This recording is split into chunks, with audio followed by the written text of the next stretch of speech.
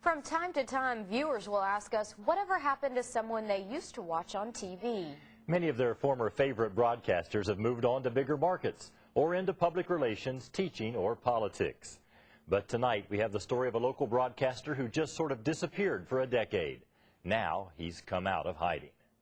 After 2 years of work, Fayette County school system is ready to enact a sex education program. If you watched Mike Berry behind the anchor desk, you noticed he had a real presence. The power went off in San Diego and its suburbs this afternoon. With his deep voice and hair that turned white while he was still in his 30s.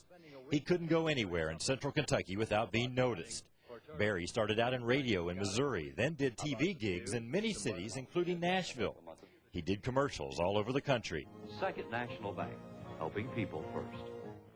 In 1977, he came to Lexington to anchor the news at WKYT. Live from News Center 27. Good evening. A tanker truck full of gasoline was involved in a fiery explosion. That job lasted 2 years. Then he turned up at WLEX, where he did news and weather throughout the 80s.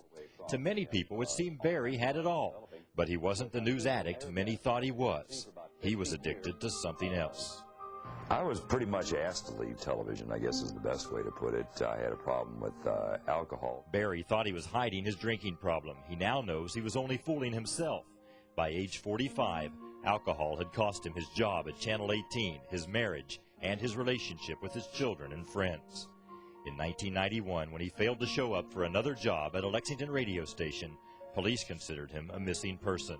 It was just real simple. I was an alcoholic who ran away from home because I wanted everybody to leave me alone. Berry ended up in Louisville, living in an apartment he couldn't pay for.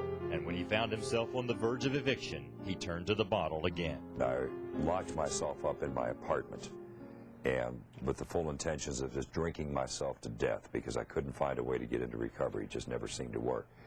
So I passed out and came to at 2 o'clock in the morning.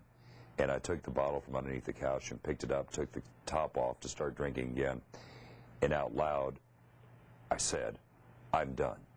And so I consider that a spiritual experience at that point. God removed the obsession for alcohol from me, and it's never come back. When he decided to swallow his pride, he showed up at the Healing Place, a homeless shelter in Louisville.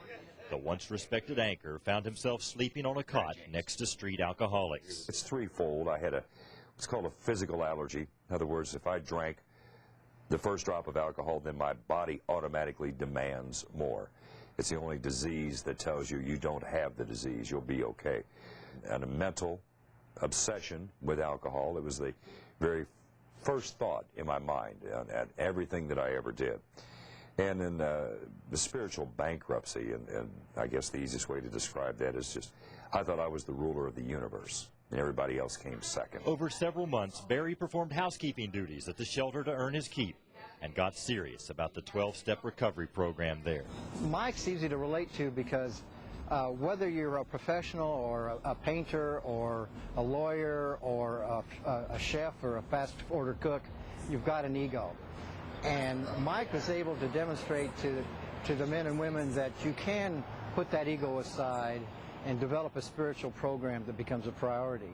We could work together on the easiest way to do it. Today, Mike Berry is at peace. He works at the shelter that helped him get clean nearly a decade ago. He's not ashamed to tell his story. I had difficulty getting into recovery because I was simply in a catch-22. How could I admit I was a drunk driver without landing in jail? How could I admit I was stealing from my employer by not giving an honest day's work while I was sitting in a bar drinking and solving the world's problems while I was on the clock? And how could I admit all those other things I was doing, like maybe delivering the 11 o'clock news with at least a 0.2 alcohol level or better? Today I'm happy, life is good. I have a lot less materially, but I have so much more internally. Been blessed with a wonderful gift. I'm happily married, have my own business. My children are speaking to me, and I have a beautiful granddaughter that's never even seen me drunk.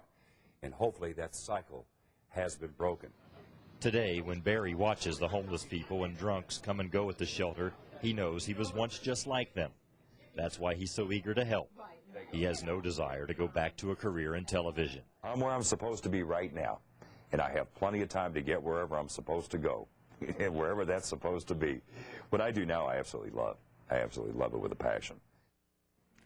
Mike Berry founded something called the Angel Program at the Healing Place. It allows him and other volunteers to go into hospitals and trauma centers to do interventions with people who have overdosed on drugs or alcohol.